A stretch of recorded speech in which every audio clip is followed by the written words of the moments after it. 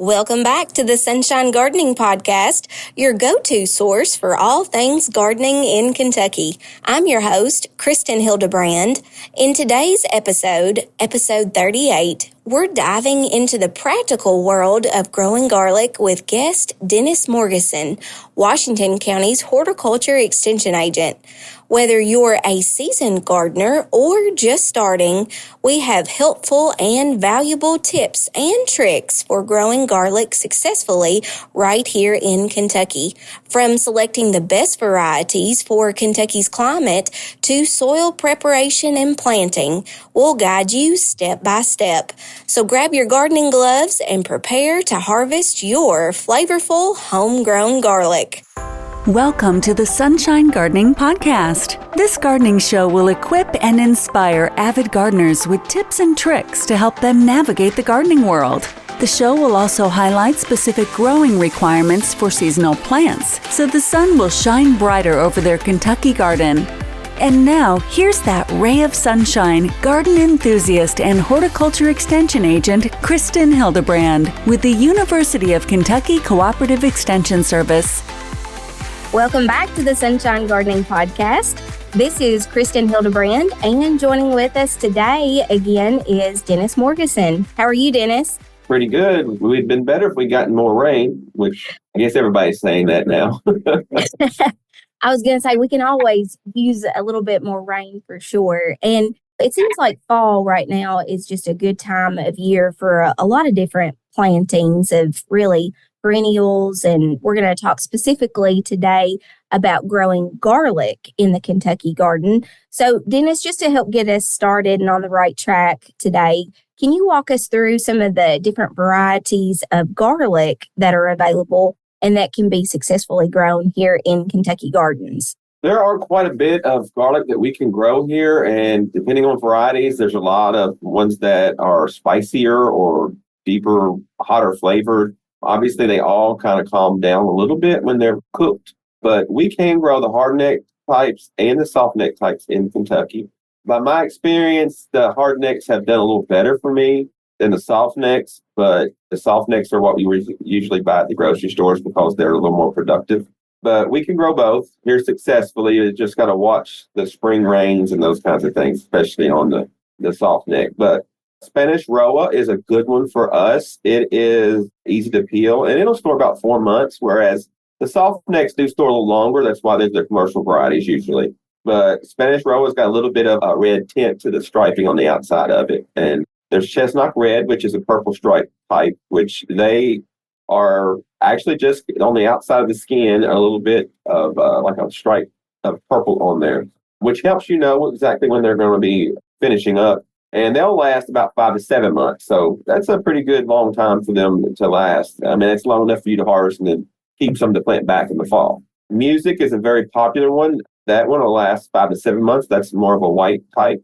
And then we have Romanian Red, which is in that same group, soft necks, and it'll last about 5 to 7 months. So those are some really good ones that I have grown at home and that have been pretty successful with. I usually don't get the large garlic that you see at the grocery stores or some of the places, but mainly because I shouldn't say it this way, but plant it and forget it and then wait till spring and throw a little fertilizer around it and I get what I get. But anyway, the soft neck types that we can grow is Susanville. That's one of the more popular types. That one will last anywhere from 6 to 9 months in storage. And then we got Creole Red, which is a little bit of a reddish type that's a little bit spicier than some of the other ones. That one's 6 to 8 months. And I also want to talk about one other type of what we consider garlic. You've not grown elephant garlic, which is, it has the really big bulb. That's actually, it does taste like a mild garlic. It's actually not garlic. It's actually a leek, but it produces that bulb that tastes a little bit like garlic, but it's a lot milder. So it's easier to put that in recipes if you're going to eat it, chop it up in something where it's not going to be cooked. So those are some easier ones for us to grow, but I would stick with the straight neck, especially if you're just starting to grow garlic. Those types will be more successful. You just will have a little bit smaller bulb and, a little bit smaller clothes inside that bulb, but that's fine. That's not a problem at all for most of us. So, Dennis, you mentioned several different varieties of the hard neck, also the soft neck type of garlic. Where specifically can people find garlic available for purchase? Well, I usually actually go online and order it, usually from some larger garlic growing companies, and that's what they do. That's how they make money. But around here, it's really hard to get any variety. You can buy some garlic, but you won't get what you want. So I would just go on Google and search. I won't say any names, but I order mine from Wisconsin.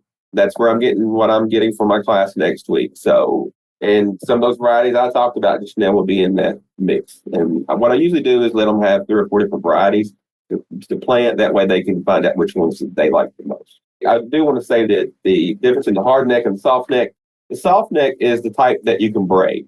So it doesn't have that hard stem coming up with the scape or the bloom stalk. So that's the type you see braided. And then the hard neck, it doesn't braid because it's that center that's really thick. So that's the bloom stalk for you. I'm glad that you made the differentiation, especially between the two, because when you start looking at the whole list of all these different garlic varieties, for somebody that may be new to growing garlic, it could be a little bit overwhelming. So it's nice that you've explained a little bit too about the differences there. Right. And just because they're soft neck doesn't mean that they won't sometimes bolt and grow a flower escape. It depends on the weather on that. And usually some of those varieties, if we have a really cold spell with no snow, which is very common for us, some of them will bolt and then grow that stalk out in the middle, which is not real good on that variety, that type, because it kind of takes away from the bulb, like when an onion does that. So that's why the hard neck is just, we have more luck with them. Yes. So probably people need to secure their varieties before they ever get ready to plant, just to guarantee that they won't. If they haven't ordered them, they better, because they sell out quick. So they may not get the varieties they want or even any at all at this point. It's getting pretty late to order them. Mm-hmm. Yeah.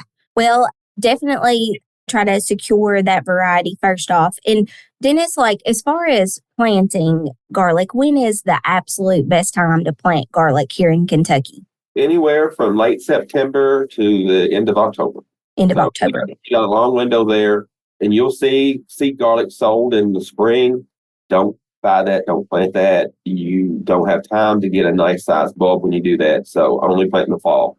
And they will come up, and you'll see them sticking out of the ground in the middle of winter. That's fine. They'll be fine. Garlic, if you look for where it comes from a pretty harsh climate.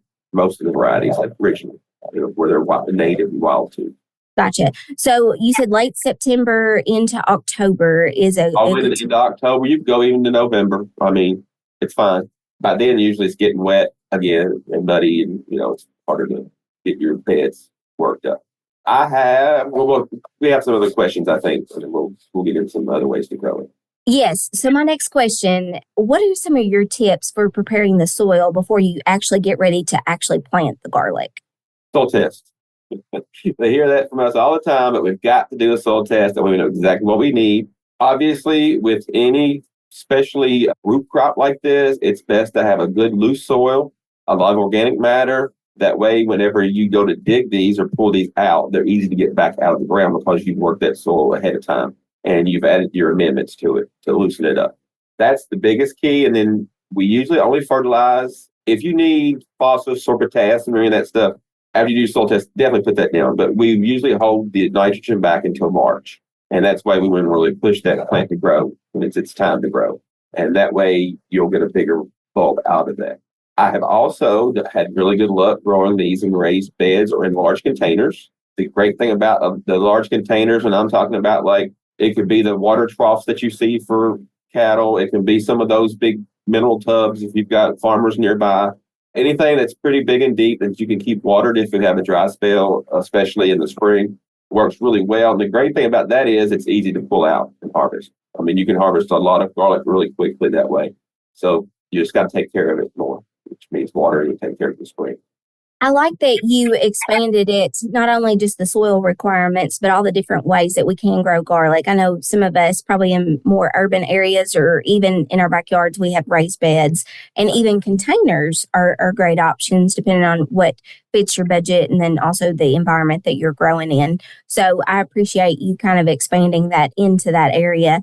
And the good thing about growing garlic in that container, it's going to come in probably up. You'll probably harvest it in June, sometime within mid-June. The great thing about that is you have enough time then to go back and plant sweet potatoes in those containers. If you like sweet potatoes. And then you're going to dig those sweet potatoes up in October. and then you can plant garlic back in there again. So you can get 2 nice root crops out of that container. I love it. I love it. I always love these good tips. Now, as far as your experience go, what are some of the best planting techniques that you can do for garlic, especially for our environment? Well, this garlic is really hardy. Even in the container, they don't freeze out. They do fine. The only technique I would have is make sure that you get your soil test, amend your soil, and then make sure you plant your garlic correctly. So whenever you're going to buy your bulbs, and when they come, you're going to have to pull those cloves apart because you're only going to plant the clove. So one bulb might have 8 cloves in it. So you buy the bulb, and then you pull them apart, and then you plant the clove. Just make sure that the pointiest end is up, because that's the growing point. The bottom, or the little fat part at the bottom, or thicker part, that's where the roots come out. So make sure you plant them in the right direction. I will say this, even if you don't, they still will come up. But when you dig them, you're going to have a bulb that's got a curve to the stem, and it's nice, and it doesn't size up as well as if you plant them correctly. Mm-hmm. That's the biggest key. And you only need to plant these about 4 inches deep, not even very deep. So they're really easy to plant, really easy to grow. So once you get that, if you have several, did you say what the spacing would be between multiple cloves? Yes, if you want to plant them usually we want to plant them about 6 inches apart. And if you do rows, they're going to be 30 inches apart between rows. But that's just where you can get in there and you can get the weeds out and work them up easy. In a container like I've done, I will plant them about 6 to 8 inches apart and just fill the container up until it's full. Plant them like in a grid or something like that. So I had a 3 foot long by 2 foot deep water trough that I had let's say I drilled holes in the bottom of it, and where it would drain. So I was going to use it. I'd usually dump it, breed chickens in, or brood chickens in it, and then I'll put my soil back in there and then plant stuff in it. So all I have to do is do a grid in that, and I can get maybe 20, 25 cloves planted in that, and that end up getting 20 to 25 bulbs.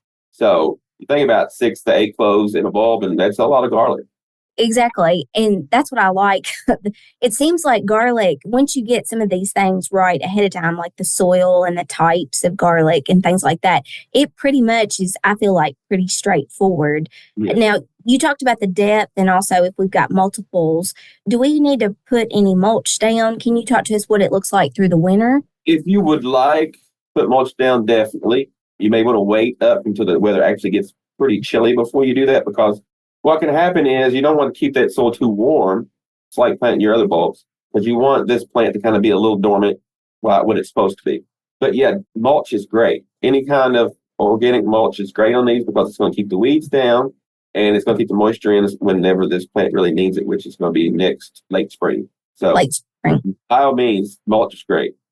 And I like looser under there, which is going to make it easier to harvest these. Yes. And that leads into my next question. With it being an underground type grown root, can you explain exactly what are some of the things to look for when it's ready for harvest? Well, the easiest thing to do is it will start to turn a little bit yellow, the leaves, but the best thing to do is just pull one up, the whole bulb crossways. And if all those cloves are filled out to the edge of that bulb, it's ready. I would rather harvest it a little bit early than leaving it, because left in the ground, only bad things happen after that. It's kind of like, once it's ready, go ahead and pull it up, even if it's a little bit early. But as long as that bulb is filled out to the edge in each clove, it's ready. It's ready. I also wanted to say that the hardnecks will tell you, because usually you're going to clip off that bloomscape, and then that's whenever everything's going to go into that garlic bulb instead of it trying to flower and have seed. Is the days to harvest, is that any kind of indicator that could also be helpful? It could, but the easiest thing to do is just test it out, because it's all factored based on what the weather was, how warm it was. I mean, there's a lot of factors in it, but it's pretty close. But with us planting this in the fall, it's hard to count up exactly when. But usually, if you plant in October, you're probably going to be harvesting sometime around mid to late June. Mid to late June. So that's kind of the time factor to look at. As far as water goes, Dennis, how often should we be watering? Like, we plant it in the fall, and then, like you said, the mulch could help kind of hold in that moisture, especially after we have that first hard frost. But how often should we water? Basically, Honestly, if the garlic is planted in the ground, not in a raised bed or in a container, you're probably not going to have to water it at all. Once you plant this, we're going to start getting fall rains, and you know how our springs usually are. Mhm. So by mid-June, we start to get, well, most years, we start to get little dry spells here and there. And by then, you're harvested. So it's not a big deal at all. It's really easy to grow. And then whenever it's get close to harvest time, you actually want it to be a little drier, because if you don't, you can get some other issues like root rot, bulb rots, and those kind of things. That's why I say get it out of there as quickly as you can when it's ready. Now, after we harvest, Dennis, like, is there any curing process that we need to go through with garlic? Yes, you want to store it or lay it out somewhere where it's going to be cool and dry. And usually that you're going to let it cure for 3 to 4 weeks. So if you've got a barn or something that stays kind of relatively room temperature, even basement, anything like that, it's fine. I have even cured mine just under the porch, just laid it out, and it's not a hard process at all. But you don't want to stack them. You want to leave them laying in single file. That way that they don't have any trouble with moisture and they can dry out that way. Do we need to turn the bulbs over? I know you said the single line. It won't hurt, but usually I just have them laid out in a way that they still get air under them. If you've got a trampoline that the kids don't use anymore, it works great because, you got airflow on both sides. You just need to make sure that if you put them out there, you don't want it to rain on them or that kind of stuff. So you want to put it where it won't rain on them. Yeah. So if you have a basement that you can fit a trampoline in, that would be really... And then put in the basement, you may want to turn them every 4 or 5 days, just to make sure that if they're laying on the floor or a table or something where they can get all sides dried out. Yeah. Okay. Well, I appreciate that tip. Never really thought about the trampoline either, but I may have to invest in one now. I've actually put the tomatoes on some of them to finish ripening. Didn't work out so well this year with chickens. Oh, yeah. They love those tomatoes, I bet. Dennis, you've explained it very well. We talked about the varieties, soil preparation, how to best plant, and then also talked about the indicators to look for when garlic's ready for harvesting and even curing. But what are some common challenges that you feel like gardeners face, especially when they're growing garlic in Kentucky? Well, garlic is a lot easier than, let's say, planting the sweet onions in the spring, like in March with little plants. But one of the problems you can run into is onion maggot. It's also called seed corn maggot. It's all the same little fly. And when you plant, especially if you're planting in a new area, say it was sod and you turned it over not too long ago and you tilled it up, now you're going to plant in it, you have a lot more chance of those little flies being out there. And what happens is after you plant, that little fly comes right behind you and lays eggs right next to where you had put that bulb. And whenever those eggs hatch, those little, for lack of a better word, maggots burrow down into the soil and start eating your garlic. And then come spring, you're like, what happened to my garlic? Well, the bulbs are gone. Or Yes. they get fed on and then they rot. That's very prevalent in the spring on onions, but it can also happen to your garlic in the spring too. Is there any certain thing that we can monitor to kind of check for that? The best thing I think with this fall planting of garlic is probably not going to have a problem with it because those flies are more of a spring cool weather thing. Spring. Mm-hmm. But what could happen is whenever that bulb starts to grow in the spring, that fly can find it can. More than likely, it probably won't the garlic, but it can. One thing that you can do is mulch can help.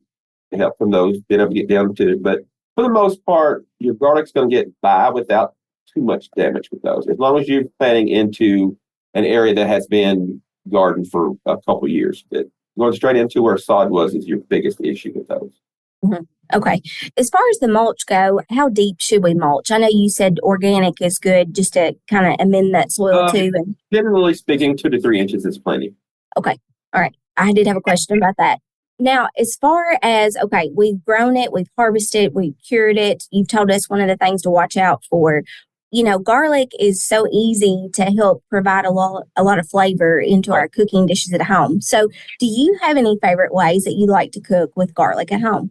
Well, I think I'll give some tips here.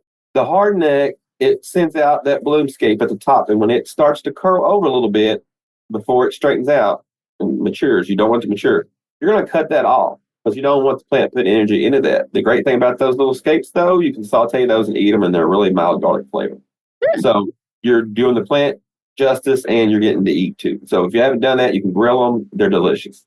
As far as in recipes and stuff, if you use fresh garlic, you're going to notice difference in taste than if you use what they call jarlic or garlic powder, any of those kind of stuff.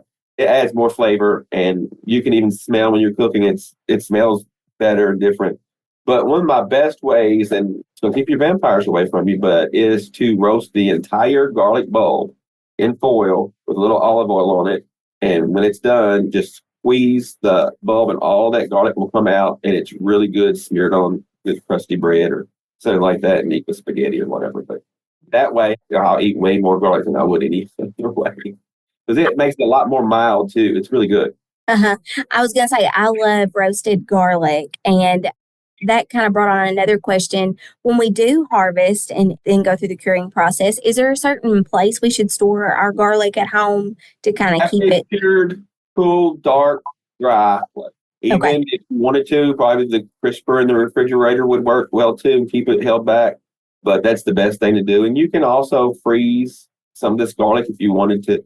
Go ahead and peel it and chop it and have it ready to go. Freeze it in like little cubes that you can just throw it into a recipe or something. You can do that. You could actually can it, but that'd be a nightmare, I would think, with how much garlic you would need to do. But the easiest thing is just let it be fresh and then keep some of it back and plant it back later in the season. Mm-hmm. Yeah, I love it. I'm like you. It seems like we really like garlic at our house, and I like the roasted garlic. I really like to have it for garlic mashed potatoes, but really whatever dish that you have, you can incorporate it into. Well, most savory dishes have garlic in them now. Mm-hmm. I mean, kind of hard to taste. Yeah, I don't feel like you can go wrong. To me, I want more garlic because I enjoy the flavor of garlic. It's also really good for you health-wise. That's good. So. Well, that makes me feel even better. I just need to my intake of garlic. Your intake, grow more, that way you can eat more. That's right. That's right. Dennis, I really enjoyed our discussion today. And if somebody does have questions about growing garlic, is there any good resources that you send them to through the university or anywhere else? I'll either send them, honestly, I usually just send them a PowerPoint if they want information on it. And some of that came from different universities, including UK. But that's the easiest way to do.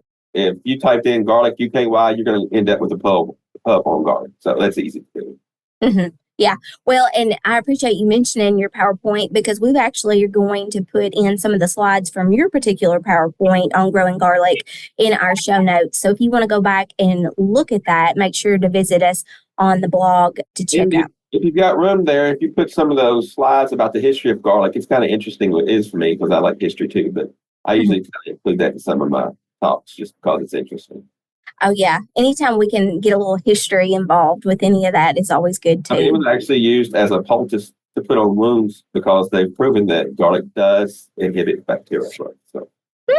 So not only can it be used culinary-wise, but medicinally, it seems like it's got that. I'll just take an antibiotic and then eat my garlic, though. Have the best of both worlds. That's right. Dennis, I really enjoyed getting to talk to you today. You're always just a joy to talk to. So thank you for coming on. We'll have to have you back again sometime soon. Thank you for having me. I'll come back when I can. Thank you. That's a wrap for today's segment on growing garlic in Kentucky. A special thank you to Dennis Morgeson for being our guest on the podcast. We hope you feel inspired and ready to plant garlic in the Kentucky garden. Remember, with the proper preparation and timing, you'll be harvesting delicious garlic in no time.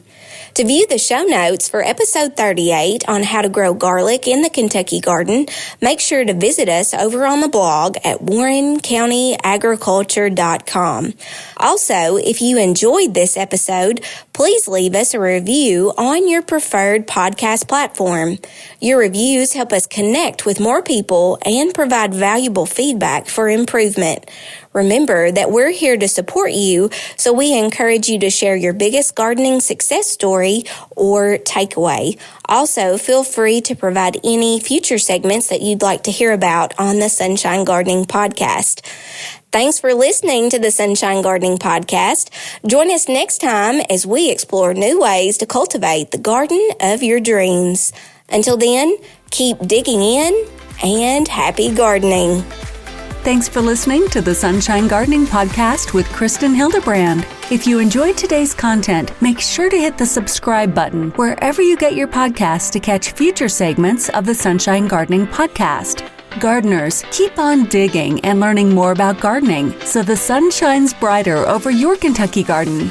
The Sunshine Gardening Podcasts with Kristin Hildabrand is a production of the University of Kentucky Cooperative Extension Service.